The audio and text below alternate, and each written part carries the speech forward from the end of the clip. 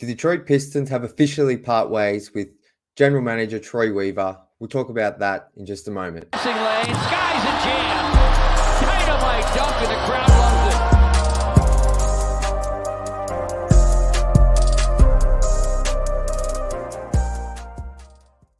Back to Pistons Intellect. I'm your host, Jack Kelly.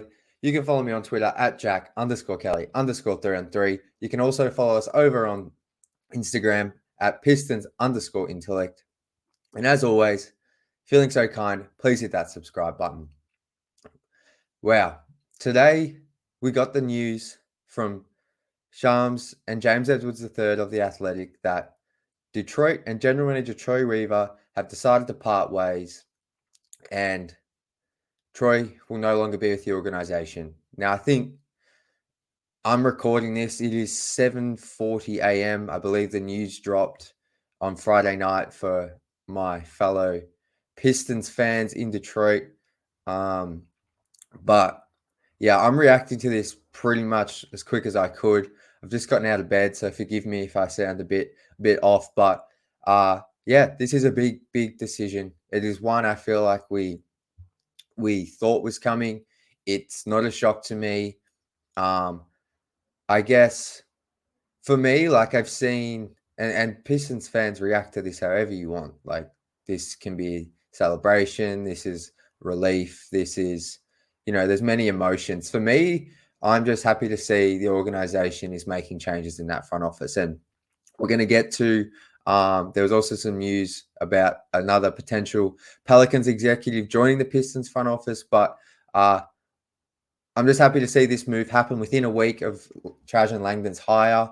Now, a lot of people are going to look to what's going to happen with Monty Williams, but I'm just glad to see change being made in this front office, because I said all season long, it was kind of the area of the franchise I wanted to see the most change, and just, I think fresh set of eyes were needed to look at this roster. And that obviously includes the coaching staff, but in terms of the players, like there is talent here. And I'm going to get into what went wrong for Troy and some of the things that he did okay, but this roster just desperately needed a new, fresh set of eyes. And I think ultimately what's going to come out of this, and what we've already heard, is that Troy didn't have as much control as he would like over the roster. But I still think after the season the Pistons just had, and the 17 win the season before, you just can't, for me, like just from you just can't bring back that guy as general manager. And I think I wish Troy the best of luck with wherever he goes, because I ultimately don't believe this is a true reflection of him and his abilities to run a team. I think, as I said, there was a lot of contributing factors to why this team just didn't go anywhere and hasn't gone anywhere. If they didn't have Kate Cunningham, I don't even know what you would do with this team. But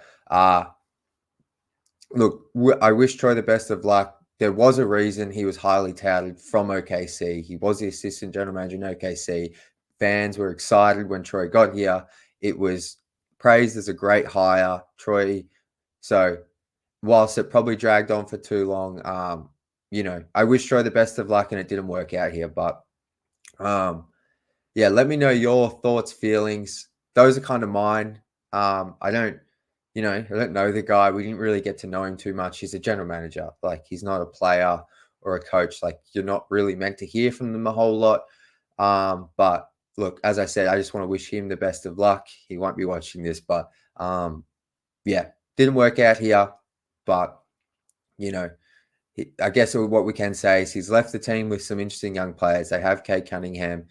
They have $64 million in cap space potentially. So, look, there's a situation here for Trajan Langdon and whoever he hires. It's kind of a bit of a blank canvas. Whilst it's, there's some players here who, I'm not going to say damaged goods, but whose value might need to be restored a little bit in someone like Jaden Ivey. I still think there's plenty of young talent here. And Troy has left this team in a state for Trajan and the new front office to kind of build a roster how they want. So that's kind of my initial reaction. I wanted to also highlight that James and Shams mentioned in their piece, Detroit did offer Weaver an off-site scouting role to remain with the organization in a much smaller capacity. That was mainly, or it was cited in here, that's because Troy still has years left on his contract with Detroit because of the extension he signed last season, I believe, or the summer before last season. The summer before Cade's second season, so 2 years ago, pretty much.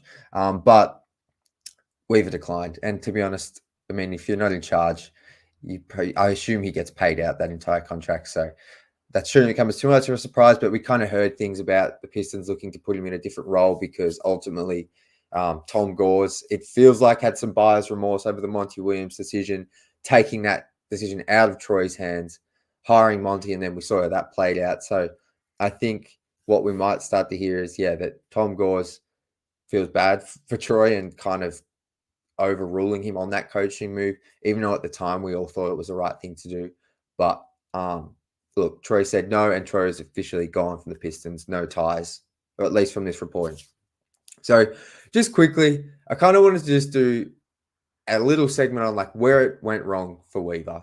And like, I'm not going to go through every single move, but just kind of recounting, and there's some in the piece from The Athletic, which I will link in the description here if you go on the read. But just had a little think myself. And when you look at the drafting, ultimately, it's kind of like it's still hard to put a grade on that because there's so much to play out. But, that 2020 draft, which at the time, the Pistons made a ton of moves. Like they got 3 first-round picks. They drafted 4 players in Killian, Sadiq, Isaiah Stewart, Saban Lee. They traded like half their roster. Luke Kennard.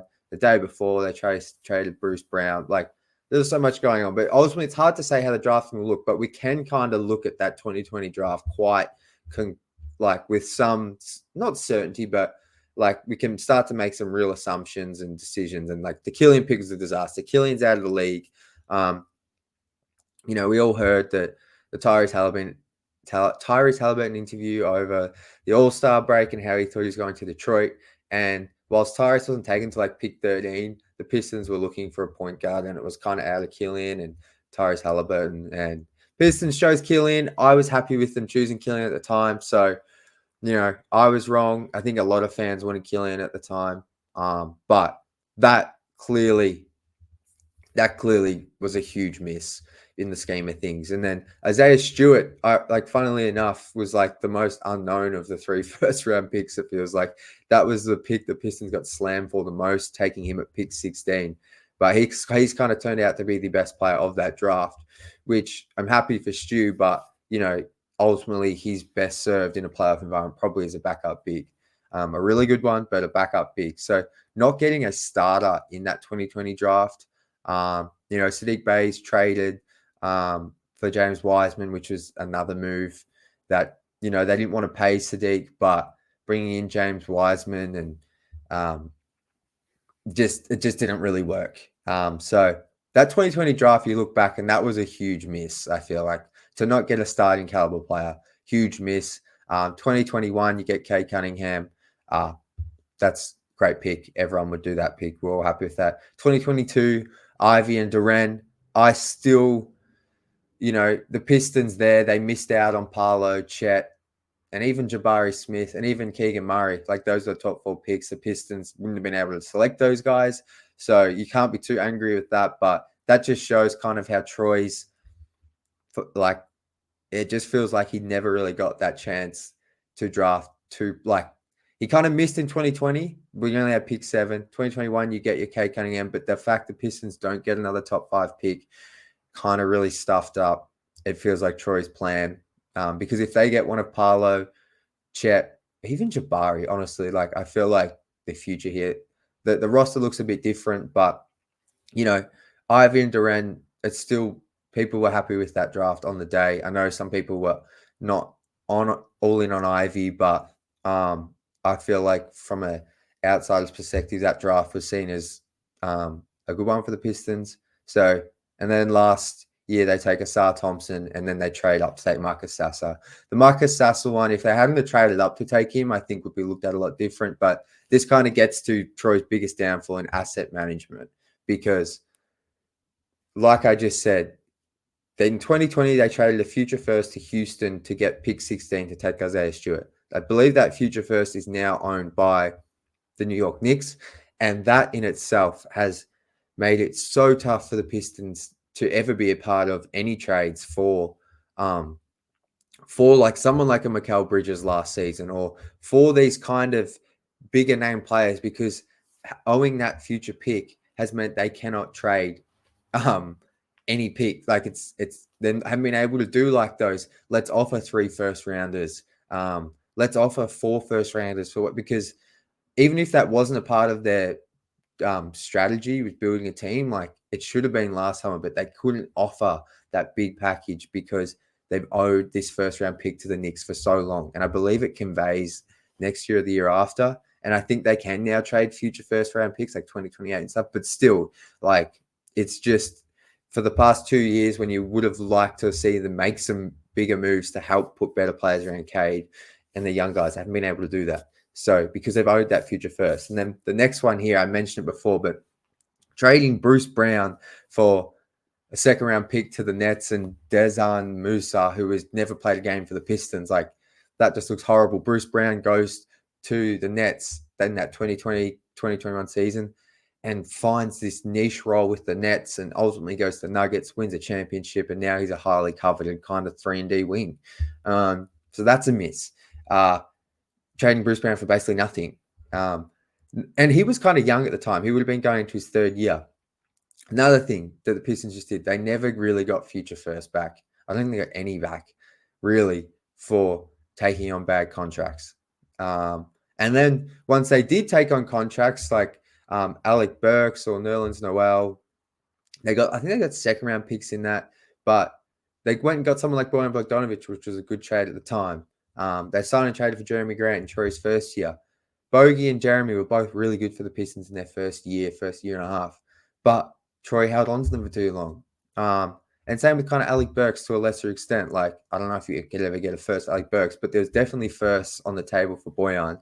And obviously they kind of got one for Jeremy Grant, and they were able to get Jalen Duren in that 2022 draft. But, you know, there's an argument to be said they should have maybe got rid of Jeremy earlier and they could have got more back. And that was definitely the case for Bojan Bogdanovic. So, and then the last thing was kind of the nail in the coffin for me was last summer when, and like, this is me looking back in hindsight because I learned a lot the past season, like, and I've learned a lot to this rebuild on like how much you just cannot rely on young players, no matter how good you think they're going to be in the future. It feels like last summer not getting any starting caliber free agents, not trading for any starting caliber players, and then just expecting, like, striking out in free agency ultimately, because I think the Pistons still had like 30 million last summer because they were they were in the conversation for Cam Johnson.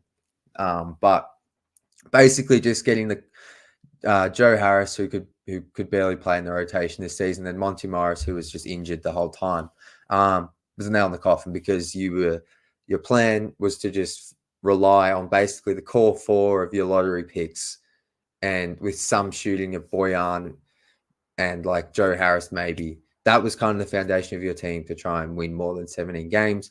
I still thought they would win like 29, 30 games. I don't think I was crazy for that. I think I was actually probably lower just a touch than most fans, but I never in my wildest dreams could think this is how the season would play out. So that's last summer, I think, was a nail in the coffin for Troy, because you got to the trade deadline this season and he made some decent moves, got Simone Fontecchio, but it was way too late. And then you saw they had a little stretch after the All-Star break. We thought, this team might win. They actually might win 20 games, but no. Ultimately, what happened should have happened. Everything fell apart. Players got injured. Players were rested, and the Pistons win 14 games. And I don't need to rehash that, hopefully, ever again. But those are just some of the moves on the top of my head in the article. I'm sure there's a few more, but yeah, asset management and just relying on young players and putting all your eggs in the basket of those 4 kind of top 10 picks or top lottery picks to win you more games was just, can say it now, like it was just never going to work. And not having, relying on one-way players like Boyan to help uplift your team was never going to work. So moving on, Charms and James noted in their piece that the Pistons are in serious talks to hire Pelicans executive Michael Blackstone as the number 2 decision maker under Langdon in Detroit's front office. Blackstone has served as the Pelicans vice president of basketball administration over the last several seasons. He also spent time as general manager with the Hawks and executive director of basketball operations with the Cavaliers. Now, it's not clear to me if this is for the actual GM role or he's just joining the front office as an executive. But, I could see him being the GM. I'll be honest, I haven't done much research. Like I said, I think that'll be for my Tuesday episode. I'll look into his history and that kind of thing. But, it looks like Langdon's bringing across. This will be the first maybe of a few more. It's kind of how it all normally works. When new hires are made, they bring across guys from their old team or previous teams where they've worked with them to kind of bring some familiarity to the decision making in their front office. So not much of a surprise to see this. I'll just be more curious what position Michael Blackstone fills. But let me know if you know anything about him. Like I said, I'm going to do some research over the next couple of days and hopefully have some interesting things to go through on Tuesday's episode. But that'll do it for, I was going to say today's episode. This is kind of just a reaction to the news. Let me know your thoughts. I'm sure a lot of Pistons fans are happy and relieved. I outlined my thoughts in depth to open the episode. So once again, as always, we've got change happening. It's kind of exciting. It's good to see. So as always, till Tuesday. Skies a jam. Dynamite dunk in the crowd.